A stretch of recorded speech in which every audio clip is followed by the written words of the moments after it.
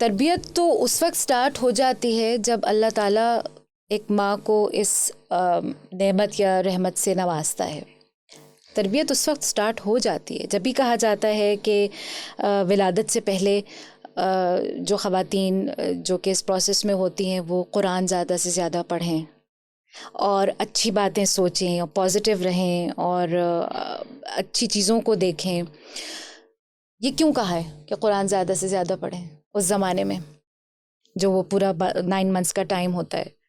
और फिर जब एक विलादत के बाद अब जब एक न्यू बॉर्न गोद में आता है तब भी इसी तरह की बातें माओ को समझाई जाती थी। वो जो 1 मंथ या 40 डेज़ का टाइम होता है तो उसमें आराम और रिकवरी के साथ साथ थोड़ा कंपोजर, थोड़ा रिफ्लेक्शन, थोड़ा सोच विचार, कुछ अच्छी बातों का सोचना, ये सब तरबियत का ही तो हिस्सा है। क्योंकि बच्चा जो है वो एब्जॉर्ब कर रहा है हर चीज़ विलादत से पहले से, माँ जो जिन एक्सपीरियंसेस से गुजर रही है, आप समझ रहे हैं। और जब बच्चा 0 to 6 ईयर्स तक की जो एज है, जैसा कि सलीम मुग़ल साहब ने भी कहा था कि वो फॉर्मेटिव ईयर्स हैं भाई, वो स्पंज की तरह उसकी लर्निंग यूं स्टीप जा रही है और वो सब कुछ सीख रहा है जो उसके माहौल में हो रहा है।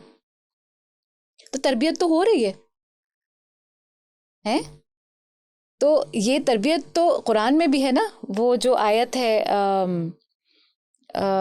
देखो इस वक्त मेरे जहन में नहीं आ रही, जिसमें क्या है कि अल्लाह ताला ने इंसान को एक बूंद से, जिसका तर्जुमा ये है, मैं उसकी अरबी इस वक्त नहीं रिकॉल कर पा रही हूँ, तो अल्लाह मियाँ ने कह दिया पढ़ लो, और अल्लाह मियाँ ने पढ़ा दिया।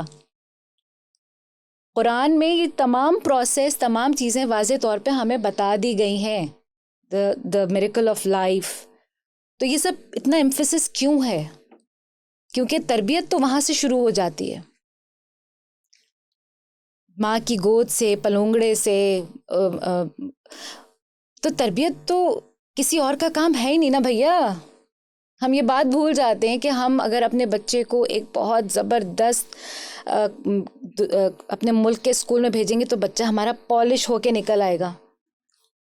पॉलिश वही हो सकते हैं तलहा जिनके अंदर ये इनेट, या उनके अंदर ये चीज़ें इनग्रेन हो, वो सर्टन वैल्यूज़, कुछ प्रिंसिपल्स, कुछ उसूल, क्योंकि ये उसूल होते हैं आफाकी।